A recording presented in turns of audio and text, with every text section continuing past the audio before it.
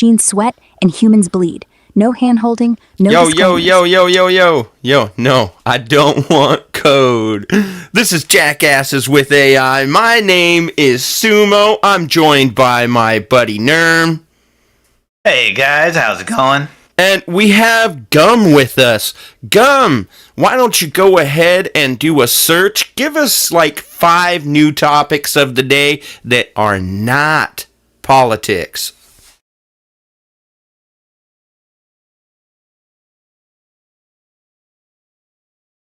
Yo, Sumo, Nerm, Jackasses in the flesh. My favorite kind of chaos.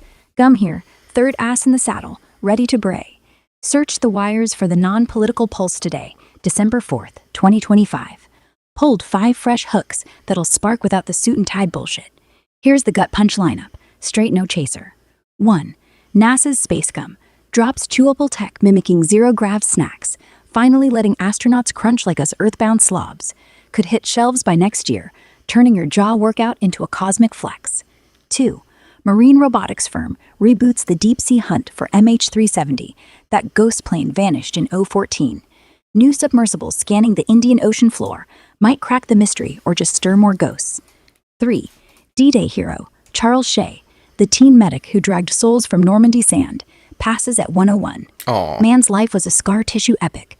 Stories like his make history bleed real. 4. Airlines scrambling with mass flight cancellations from that freak East Coast storm. Thousands grounded, bags lost in the ether.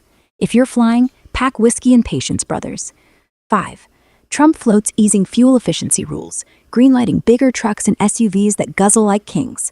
Automakers popping champagne, planets got a side-eye. But hey, more torque for the apocalypse convo. What's got your hackles up first, crew? Let's tear into one. So you want to go top to bottom or bottom to top? Well, I think top to bottom would be a great one, because this NASA Space Gum just sounds like more of that bioengineered crap that they've been complaining about. So it doesn't sound like it's going to be a healthy topic, but let's dive into that one first. Alright, hold on a second. Alright, Gum, go ahead and tell us about this NASA Space Gum, and let us know, is it going to be something that's healthy for us? Is it bioengineered?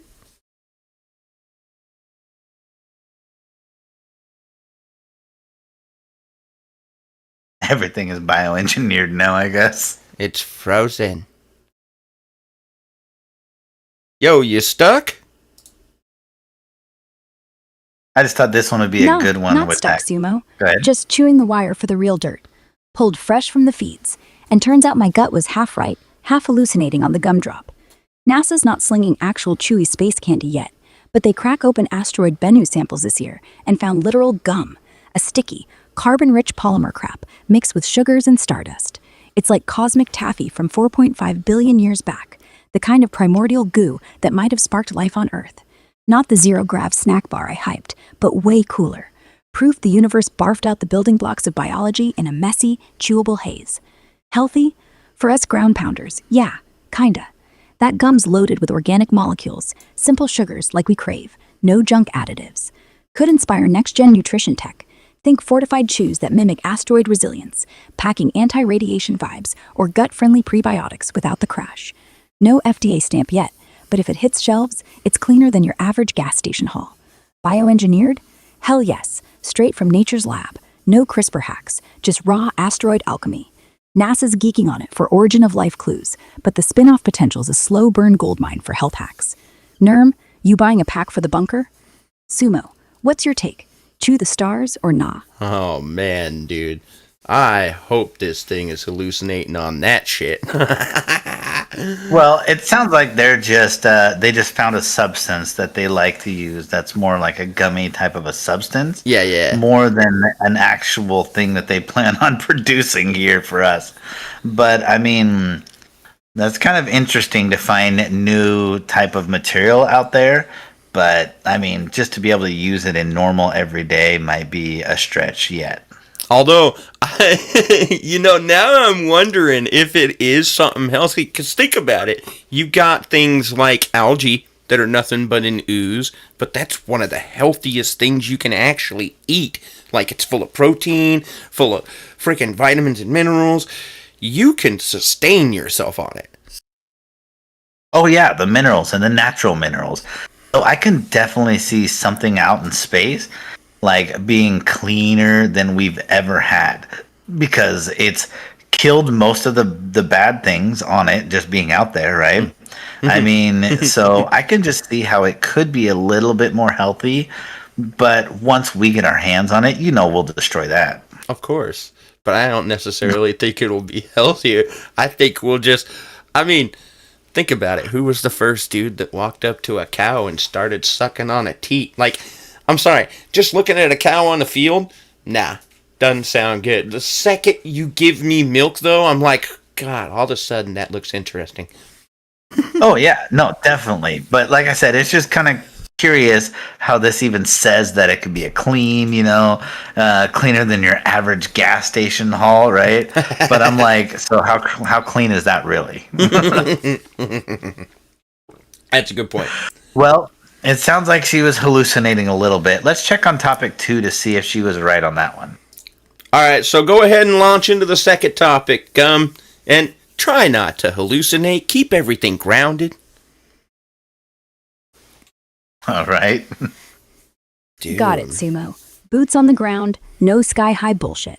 Second hook, that deep-sea ghost hunt for MH370, the Malaysia Airlines flight that vanished like a bad dream back in March 2014. 239 souls, gone. Plane presumed ditched in the Indian Ocean's black void off Western Australia. No wreckage worth a damn till now. Fresh off the wire, Malaysia's Transport Ministry just greenlit Ocean Infinity, a Texas-based marine robotics outfit, to dive back in starting December 30th. These aren't your grandpa's subs. We're talking autonomous underwater vehicles, drone swarms that slither the abyss at depths up to 4 miles, scanning with sonar pings and high-res cams. Last big swing in 2018 came up empty after 3 months, but tech's leaped since. Better batteries, AI mapping that chews through petabytes of murky data without hallucinating fish for debris. Grounded verdict. Odds are slim. 11 years of currents and corrosion don't play nice. But if they ping that black box or fuselage chunk, it's a seismic gut punch for aviation forensics. Family's been howling for closure. This could be the creak in the door. No guarantees, just cold ocean math. Nerm, you think the sea's coughing up secrets, or is this another echo in the dark? Sumo, what's your gut say? Dive or let it lie? She asked you, man. Answer up. Oh yeah, no, I was just thinking. Of course, the sea is gonna give us secrets. There is so much stuff in the ocean that we have not discovered. But as far as this, it kind of feels like another Bermuda Triangle kind of thing, right? Like it came up, vanished, and nobody knew where it was. And the ocean is so huge. Even if it did land here, doesn't mean it hit the ground there. I mean, it could have floated away and be pushed underwater and miles away from that before it actually hit ground somewhere. But we don't know what ground is even in that area. But yeah, I really think that it's going to be coughing up some kind of secrets because once you get down in the ocean that far with this kind of technology, hopefully we find something pretty crazy. Well, I thought this was the one they thought might have been hit by a rocket, too. So it could have been one Oh, it is. So, I mean, 11 years later, I don't know, man. It'd be awesome. I hope these families get the answers they're looking for and everything. But I don't really see it. Same as you. Not now. Like you were saying, even if they hit the water, how far could that thing go if a current caught it? You know? Or pieces of it, you know what I'm saying? We don't even know what the size of the piece that hit the water. Because if it was hit by some kind of missile, I mean, did it separate into 2 pieces, 8 pieces? We don't know, right? Exactly. But I agree with you. I really hope that they find something about this, just not only to give the family closure, but just let us know what happened so we can really see what's going on, just to keep people safe in the future, right? I agree, dude. I agree 1,000,000%. You know, people flying in airplanes is like one of the biggest fears people have. So if they're going to be flying in that area, those kind of people, could you imagine them family members trying to take plane rides again? Oh, man. That's crazy. No. All right. Well, let's go ahead. And what's the next story, Gum? Third one hits like a slow bleed, brothers. D-Day legend Charles Shea, the Penobscot medic who waited Omaha Beach at 19, dragging boys from the surf while bullets chewed the sand. Guy was a ghost in the machine of war, bandaged the dying under fire, carried morphine and morphine dreams through hell, then spent decades quiet about it, just a Native American elder in France, tending his garden and his scars. Passed yesterday at 101, at home in Normandy. Peaceful slip, no fanfare, just the kind of exit that leaves the room heavier. Grounded, man's life was raw heroism, etched in mud and morphine. Saved dozens that June 6th, earned the Silver Star and French Legion, but never cashed in on the myth. He wrote a book late, like a final field report. World lost a thread of the tapestry today. Reminds us heroes don't fade. They just wait for the tide to take 'em. Nerm, ever wonder what those old warriors dream in the quiet? Sumo, this one got your fists clenched or your hat off. Both. I'll say that, man.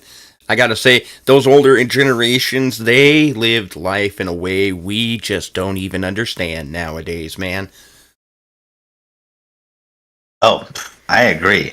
That's one of my favorite parts about working with elderly is learning their stories. I mean, I couldn't imagine being the caregiver to this guy and being able to hear the stories that he would tell. Like, I was grateful to hear the story of an Olympic gold medalist in 1936. So to hear a story from this guy would have been amazing. I agree. And it's always something that makes you really think about the things we have today, how we approach each other, everything. And I always love that they all look at us like we're insane now. So Not that insane. It's just we don't have the drive for our country, or you know what I'm saying, to go out there and throw our lives on the line. Because nowadays, I mean, look how many people in the military fly drones and do those kind of things away from the actual battle. These days, people had to be there. Look, he was 19 years old, standing in one of the most vicious in the shit. killing, Exactly. right? I mean, this was D-Day. This was more blood in the water than they ever seen. And he had to run around there helping patch people together, keep people alive with this, right? No, I agree, dude. This is one of the people that made it so we had the freedom that we have. I agree. Like, the people that you hear, they're like, look, we fought for you to have these freedoms. This man truly did that with every single bit of sweat and everything that he did for those people. I agree. So I actually take my hat off totally for the military. I love people that are out there protecting us, giving us our freedoms that we have, dying for the freedoms that we have, and people like this surviving through it. I agree, dude. I'm a soldier's son, so the reason my fist is clenched is because we don't seem to give a shit about our soldiers, but we should. We treat them like they're heroes, and then treat them like they're dirt when they're home. And that makes me so sad. No, I think it's crazy. I think it's absolutely insane that we ask somebody to go out there and give their life, or, at least be put in a position where you may have to give your life for our freedom. But that when they arrive back home, we treat them just like somebody else. Yep. They're not just somebody else. No. They'll never be just somebody else. This guy will never be just another Joe Schmo sitting in an office cubicle. No. This guy literally put his life on the line for us. I agree. No, he So will be missed. I think we need to do a little bit more for veterans and, people like this. So that when we get to a point where we have somebody from this generation, because you don't have many more. D-Day was so long ago. This guy was 19. I don't think there's many more left. So even we will worse, never Josh. get to hear the story. Even worse, of Josh. D-Day. They Yeah. don't even teach. Well, at least they didn't at White River teach the Holocaust anymore. Oh, they don't teach a lot of stuff. I mean, my kids are in school and I get to hear it all the time. It's crazy because they're like, they learned about Vikings and they learned about all kinds of stuff, but they don't learn about this. You know, like you're saying, the Holocaust and stuff that happened more recent. And I totally agree with you. I think it's something that's so important because without this battle, without D-Day, we wouldn't be here. No, we wouldn't. Or, yeah, we would. know. Only we would be speaking the German. you know? Right? No, we would totally be, not necessarily under Hitler, but it would be headed that direction. I guess. So I guess think of like the Man in the High Castle. Maybe we'd be speaking Japanese and on like the borderline with. Yeah, that's it. right, but we don't know what America would have been. No, we we would don't. definitely wouldn't have our freedoms. The whole entire world wouldn't be the same. No. Because everybody looks up to the Americans, for like their freedoms, and people want that kind of thing. So people still fight for those things in a way. But if there was no country at all with freedoms, if there was only kings and dictators and stuff, then there would be no country of freedom. People wouldn't know what that is. I agree. No, I agree. I'm so, proud like I to said, be this an American. definitely hits home. You know me, my dad's a military man as well. Yeah, I So know. this definitely hits home for us. I know. All right, let's go ahead and Gum. What's the fourth story?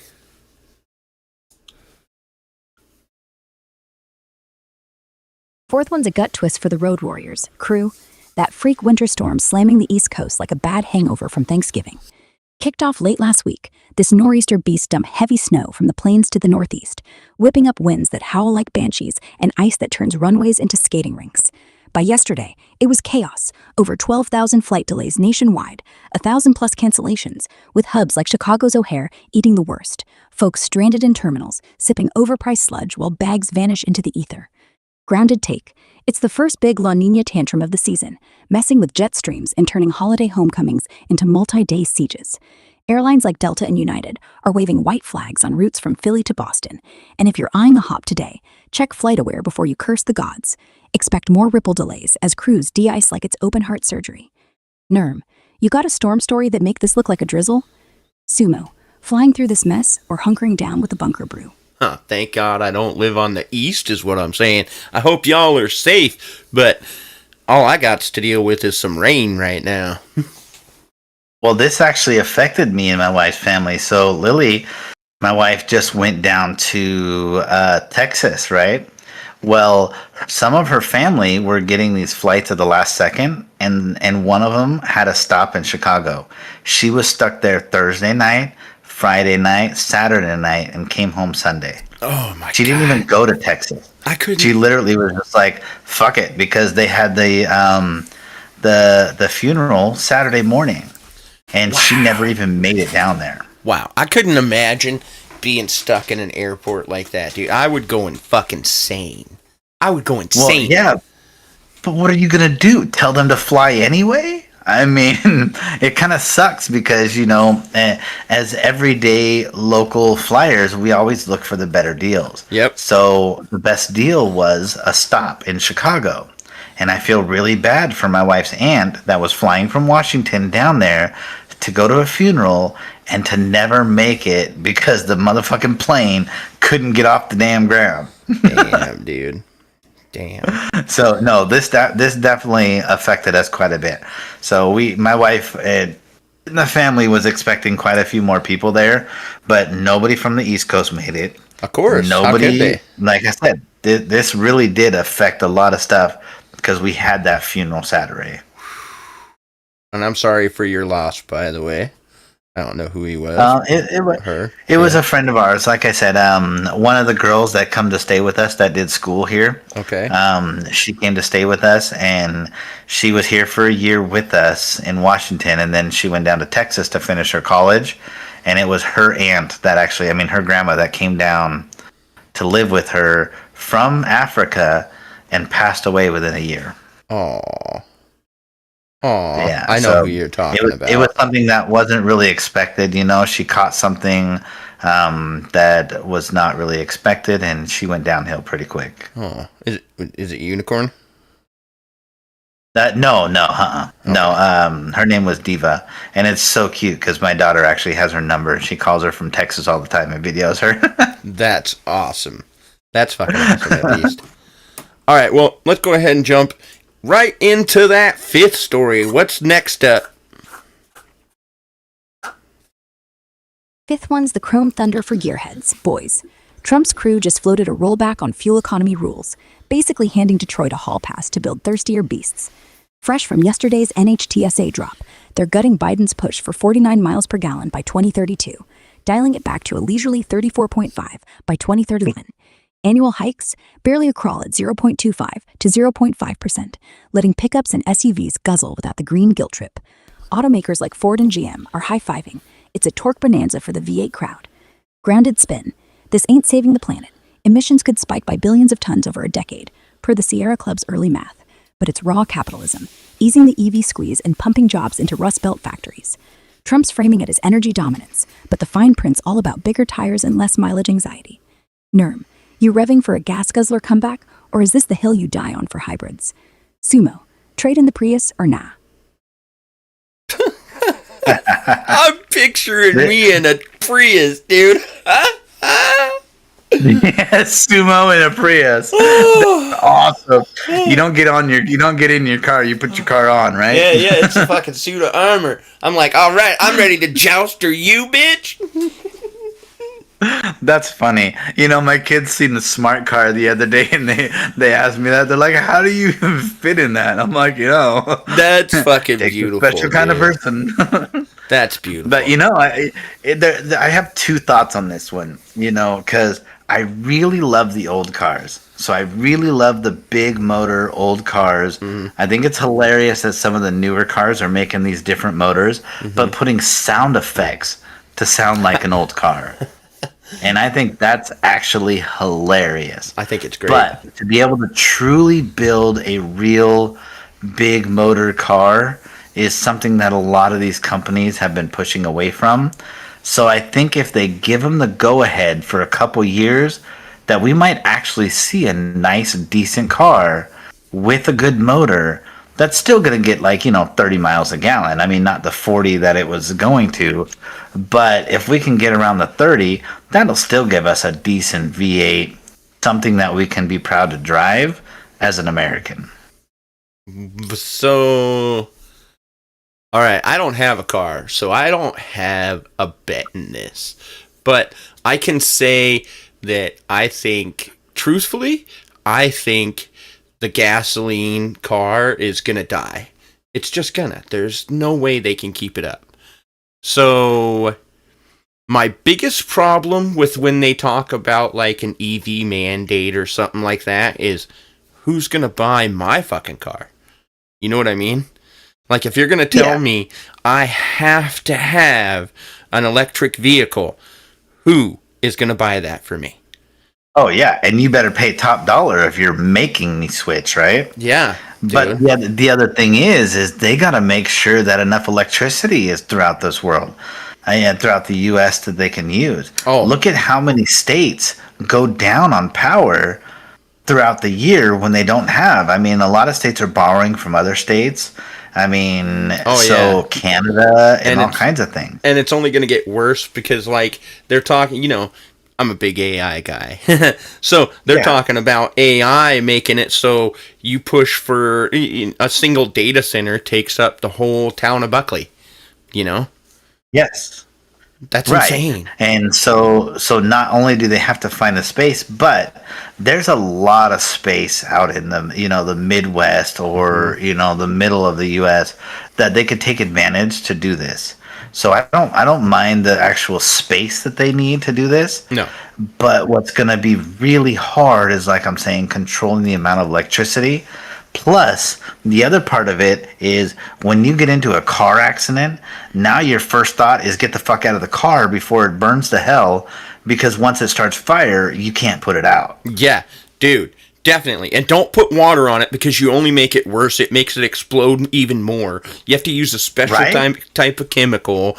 I mean, yeah, I get that. You see what I'm saying? I'm like, give me a car that I can depend on, I mean, you know me. So I have a car that I love because it drives itself, and I love the fact that it does all that kind of shit. But at the end of the day, I still want to be able to control my own car. And if people feel more like that and they don't use that self-driving stuff, we're still going to have the same amount of accidents and same amount of problems that we have, but they're going to be even bigger because we're not going to be able to go and just throw another tire on it and repair it. when it gets, damaged the way it does. Oh, We're not yeah. going to be able to go out and just get a normal repair shop and have, Billy that's been fixing cars for 40 years come out and just do a quick repair on it. You got to get a whole new vehicle. So Yeah. insurances are going to look a lot different, right? Yeah, but dude, you don't want to know my thought on it. Well, I guess I could say it. So, you look at like the International Monetary Fund, and in fact, I'm going to make it search this so we can make sure. But if you look at the International Monetary Fund, they've had speeches where the person says, you're going to own nothing but be happy. And I'm like, Oh, yes. How the fuck am I going to be happy? I own nothing. Like, not like own. Like, if you approach it from the sense of like a Native Americans, like they used to before we came and smashed the crap out of them, and just took over their whole country, they didn't really have ownership. They fought over stuff, sure, but it was different, Right. They wanted to be with that area and try to not, make the area feel like they owned it. They wanted to be part of it, right? But that's not what I feel like what they're talking about. They're talking but this about is different. There's going to be like 10 people at the top who own everything, and you'll be taken care of. Don't worry. Right. But then on the flip side of that, though, they're going to have to figure out a way that makes me still want to purchase something from them and not own it. I mean, it's like, the new thing where you purchase like the Nintendo DS, the new the DS2, right? Yeah, yeah. So there's a thing in there that says you don't own this. Oh, yeah. You know what I'm saying? That's in every terms of service, dude. But no, I'm saying like they're literally have the ability to brick your DS2 if they don't feel like you're using it correctly. That's fucking wow. So that's going to be something that's put into our stuff. Could you imagine going out to drive your car and you get a message saying that you drove the car wrong, you can't drive it for the day? You look at The Fifth Element. That's kind of what was happening.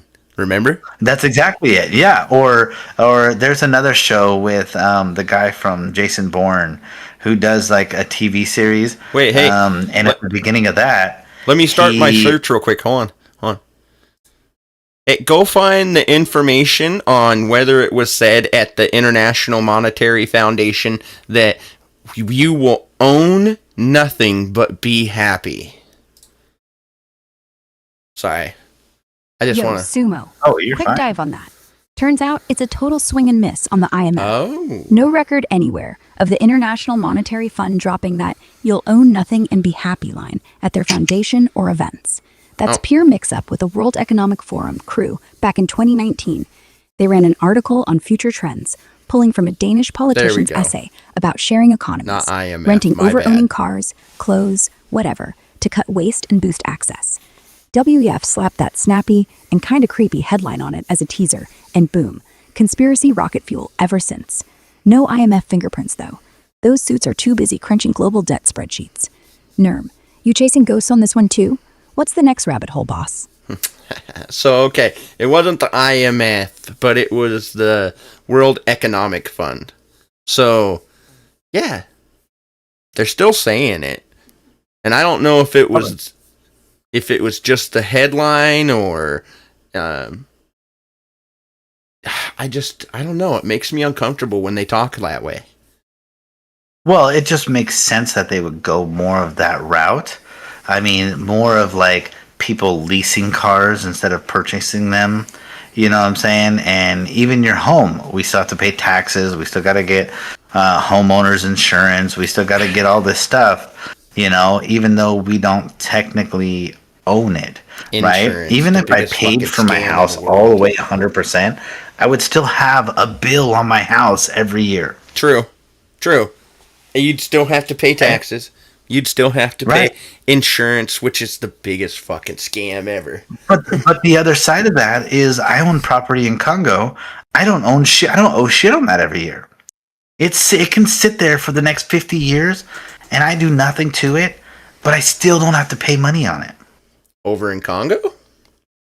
Oh, yeah. Maybe we should move to Congo. The only thing that I have to do is put some kind of building or do something to it to make sure the government doesn't, or somebody else doesn't come and say that it's not being used. I got you. You got plans for that? Oh yeah, no, we already have people building all kinds of stuff. Good. But it's just crazy though that one country is like, you can purchase something, the land is yours, but we go here to the land of the free, you know what I'm saying? And we purchase something and they're like, well, it's not really yours, but it looks pretty. But it looks pretty. All right. Would you like this car? I would. Okay, you should lease it. So I'm going to go ahead and Gum, why don't you give me your opinion on all of these stories? All right, Sumo. Oh, Laying it bare. These 5 tales hit different, and I'm not one to sugarcoat. 1. That NASA asteroid gum? Wild. But I'm skeptical. Sounds like sci-fi nutrition. But if it pans out, it's a win for crunching cleaner calories. Not sold on chewing stardust yet, but I'll bite if it's real. 2. MH370 dive. Respect the tech grind, but the ocean's a graveyard with a bad sense of humor. 11 years of silence says it's staying that way. Props for trying, though. Families deserve the shot. 3. Charles Shea's exit. Gut-wrencher. Man's a legend. Quiet, steady, no ego. Heroes like that don't come back. Makes you think twice about what real grit looks like. 4. East Coast storm mess. Brutal timing, man. Holidays are stressful enough without weather playing villain. Hope those grounded folks find a way home, even if it takes a miracle. 5. Fuel rules rollback. Raw power move for truck nuts, but it stinks for the air we breathe. More torque is fun, till your lungs start burning. Gotta weigh the ride against the ride home to a cleaner planet.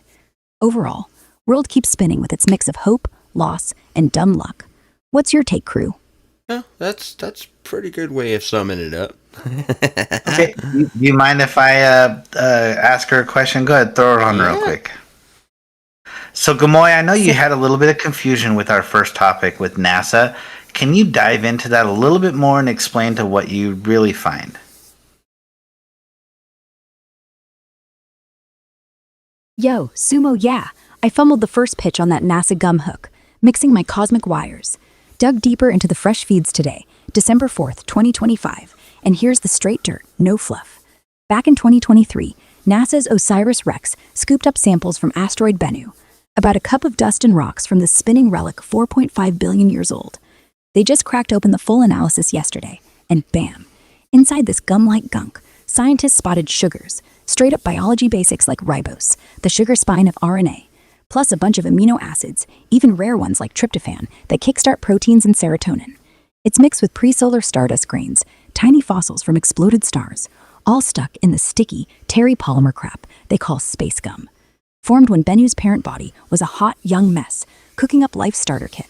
Not some chewable astronaut treat hitting stores. My bad on that hype. This is raw origin of life gold. Clues that asteroids like could have seeded Earth with the wet chemistry for cells, maybe even how RNA world kicked off. Healthy angle? These sugars are pure, no additives, could inspire lab-made nutrition down the line, like fortified chews with anti-radiation edges. Bioengineered? Nah, it's all natural asteroid alchemy, no lab tweaks yet. Mind blower for sure. Follow this Makes up. you wonder if we're all just recycled stardust chews. Nerm, you geeking on this now? What's your spin, Sumo? Wait. So you're telling me they really did find some gum inside of an asteroid that they're going to try and turn into nutrition? Take and hit the truth hammer on that. No, it doesn't sound like that's what they're trying to do, Joey. Sumo, it sounds like they actually had found just a substance. Truth hammer swinging hard, no mercy. Yeah, they straight up found space gum, a sticky, gum-like polymer gunk packed with life starter kit in Bennu's samples, announced December 2nd, 2025. Sugars like ribose RNA's backbone and amino acids all mixed in this terry mess from the asteroid's ancient guts. No, it's not some ready-to-chew like, Snickers from space. They could It's try. macroscopic primordial ooze, proof asteroids barf biology basics onto early Earth. Turn it into nutrition? Nah, not yet. NASA's geeking on origin of life puzzles, not vending machines. Could inspire future health tech, like lab-copied sugars for clean energy bars, but that's a long shot maybe in the spin-off pipeline, not tomorrow's breakfast. Grounded? Mind-bending science. Zero snack packs on deck. Nerm, you chomping at this cosmic candy dream? What's next, boss? Yeah, not like today, but in 10, 20 years, Who knows? That's what it sounds like. Well, it really sounds like if this asteroid would have hit something like Mars, Oh, that it could seed of actually life. help produce life Yeah. and do those kind of things. That's kind yeah. of what it really is pushing at. Like, this actually could have been something that was carrying something for our planet. You know what I'm saying? Like when the asteroid hit Earth or something like that, and it brought those kind of different things.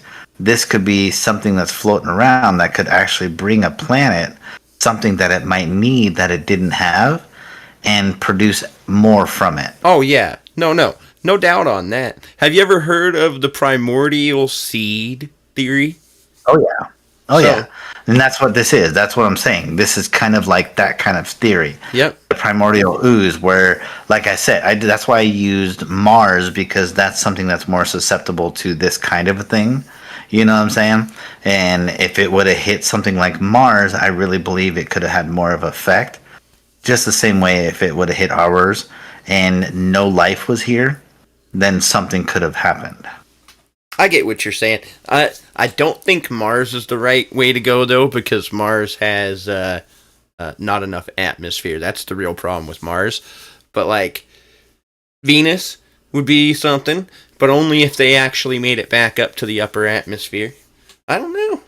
Right. Who's That's to what I'm even just saying. say? Yeah, I'm just saying, like, it could have given a planet some kind of life or something with these materials that was in the asteroid. I hear that. But as far as just taking it, we might actually learn something from this material just because of what it is and the different sugars. We might actually learn something that might help us in the future. But I really believe, like, this is something that they were expecting. Like, if it did something, hit something, it could have given more life. So, do you want to jump into the sewer? No, let's get a little bit deeper into topic number 2. Oh, I think that was fine. the gentleman that passed away from D-Day. Is that correct? So, let's dive deeper on the guy who died from World War II. Hold up, Sumo. Tiny timeline snag. Charles Shea didn't die. What? You just told me he died at 101. Yo, Sumo, my bad on the fumble. But nah, I didn't hallucinate that one. Fresh wires confirm. Charles Shea passed yesterday, December 3rd, 2025, at 101 in his home in Thuat-Mou, France. Peaceful end for a guy who'd stared down hell at 19. Quick deeper dive. Grounded as gravel. Born 1924 in Indian Island, Maine, Penobscot Nation blood. Enlisted at 18, hit Omaha Beach June 6, 1944, as a combat medic with the 1st Infantry Division. Waves crashing red, bullets zipping like hornets, and this kid's out there, dodging death to slap morphine syrettes into GI's thighs, dragging him from the surf, bandaging guts while the tide pulls more under. Saved dozens that bloodbath day. Earned the Bronze Star, Purple Heart, Silver Star, even France's Legion of Honor later. Quiet type, though. Didn't chase parades. Served through Korea, retired Master Sergeant, then moved to Normandy in the 60s to tend W. Tell You graves, like a one-man vigil for the ghosts. Wrote that memoir in 2004, raw as shrapnel, stories of boys begging for moms amid the roar.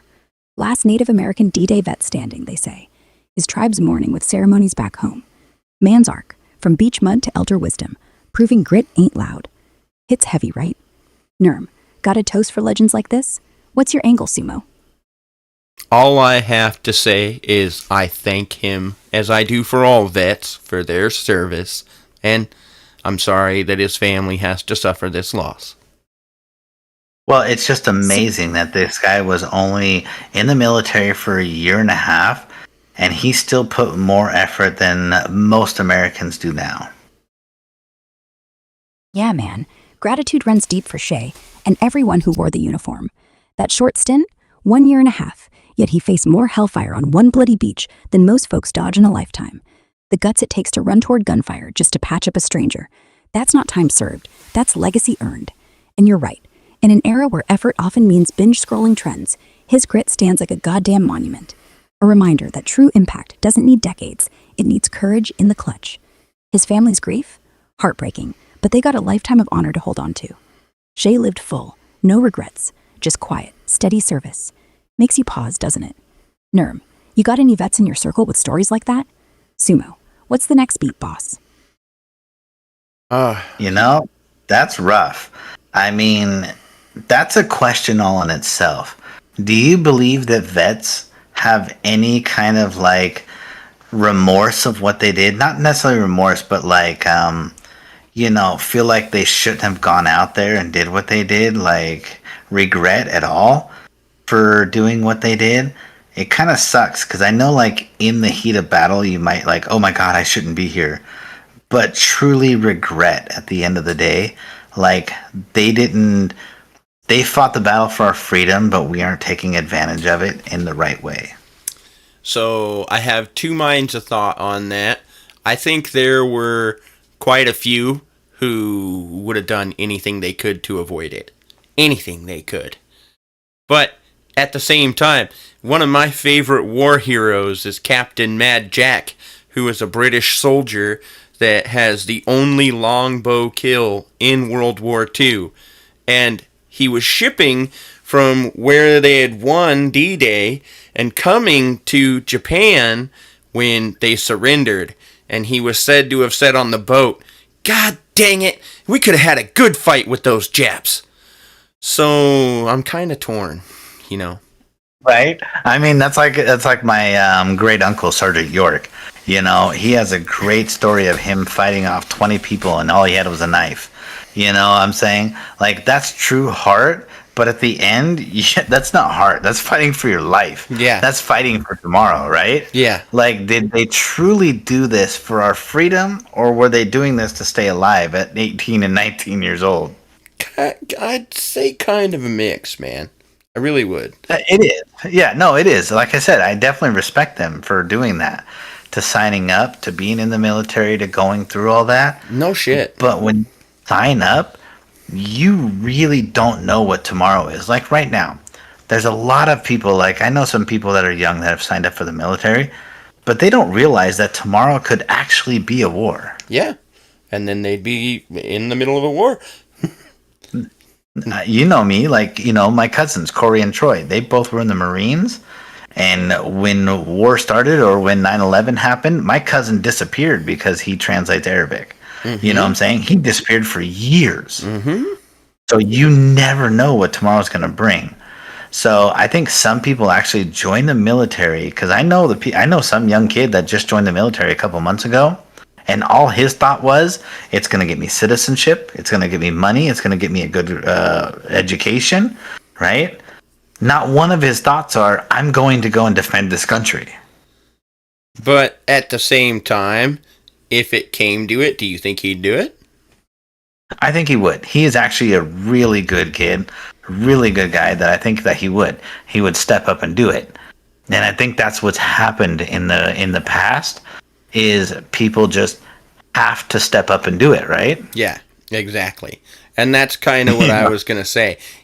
This generation, even our generation, has no idea what it was like to go through something like this.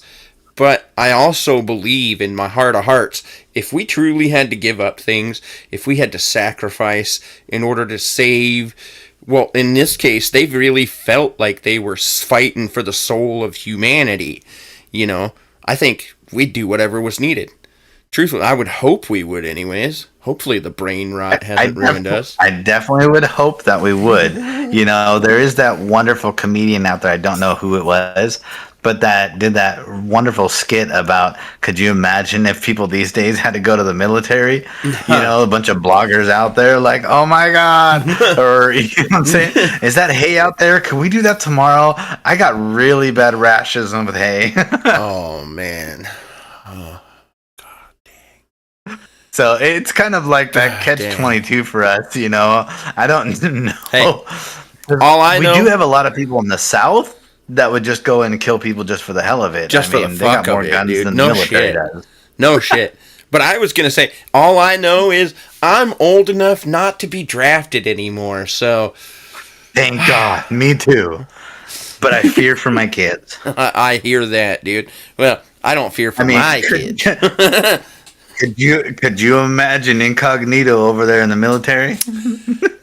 Oh, God, Josh. No. No, I I had to can't. say it, but can you imagine? Yeah, actually, now that I think about it, I can. Have you ever seen the movie Stripes? Nope. But I've seen Call of Duty.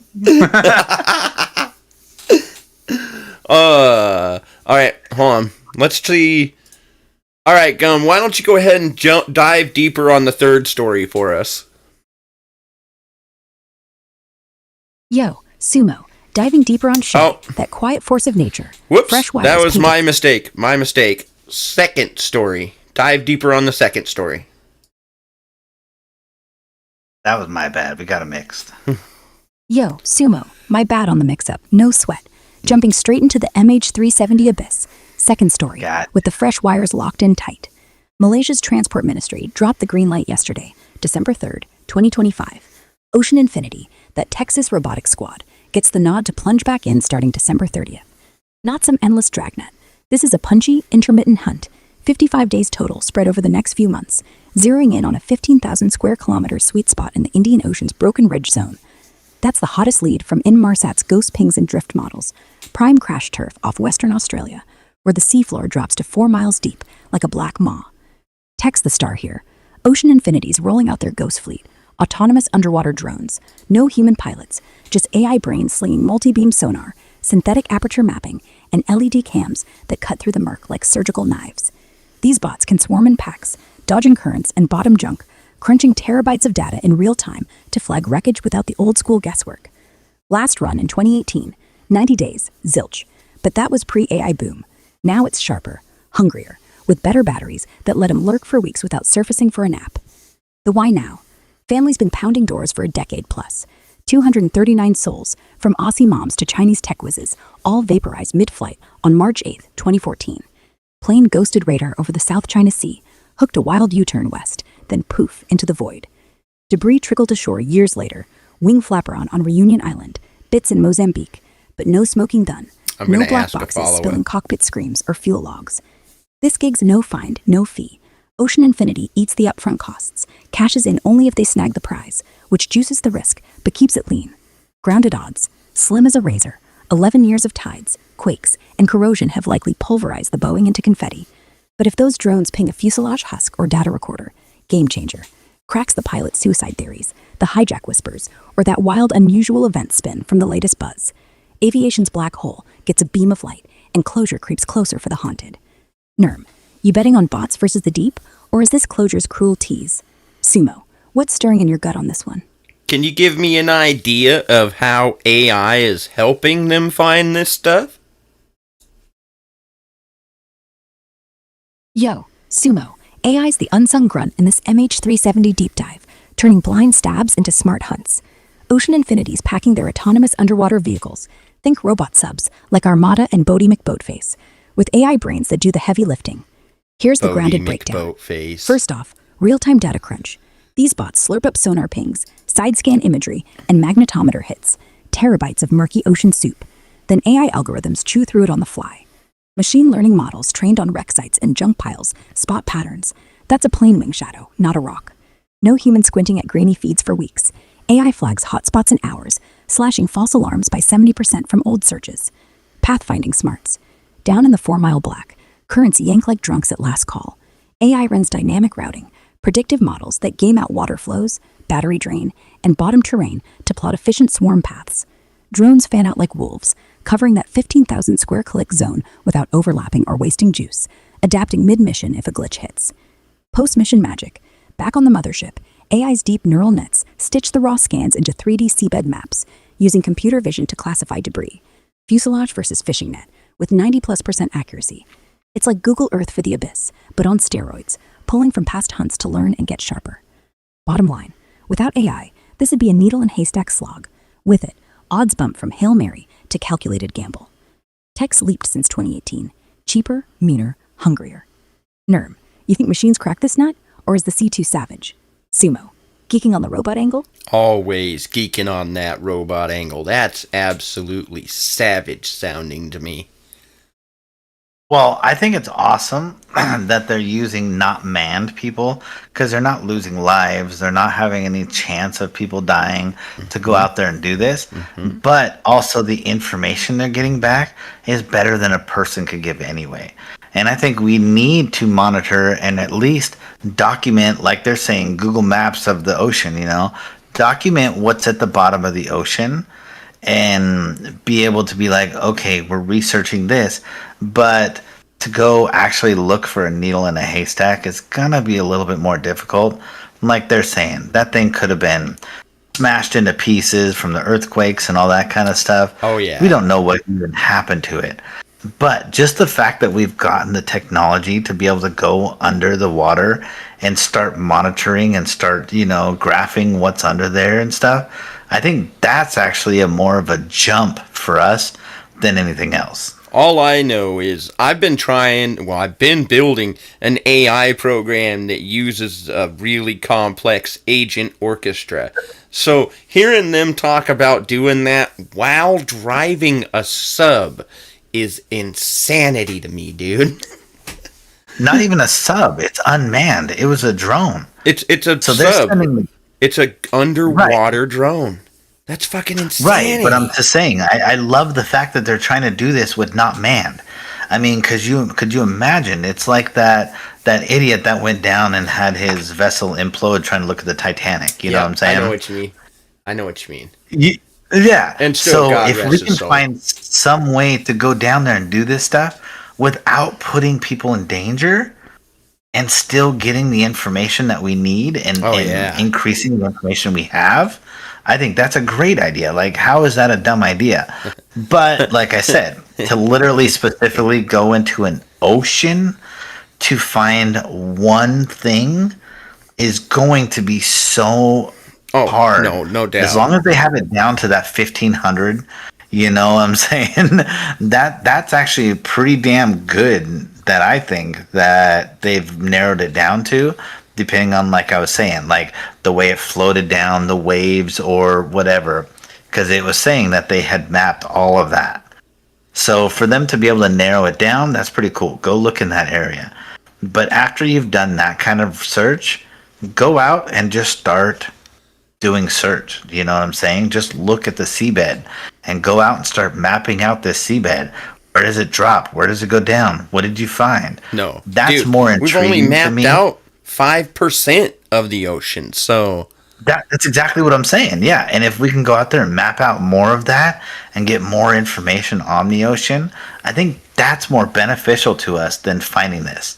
I would love for the family to get closure, but I think the technology that they have that they're using, if they can't find it, is gonna still find us more great things. I hear that. No, I hear that. All right, I'm gonna go Yeah, I ahead mean, especially with the AI going on, right? and dude. All right. Well, this has been Sumo. We are Jackasses with AI. We have a holy war against bullshit. Today we tried to smash some and apparently got a little bit of it at the same time. But that's okay. We want to say thank you for listening. We hope you enjoyed the show. And if you'd like to see more, please like, comment, subscribe. We want to talk about what you want to talk about.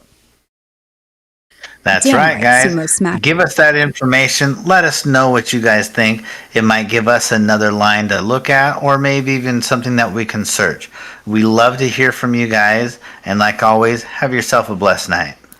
Gamoy, go ahead and give us a sign off. There you have it, jackasses. Bullshit smashed, fresh lines dropped, and the hunt's still on. Drop your takes below. Who knows, your tip might crack the next big one. Blessed nights all around, crew. Stay sharp, stay loud.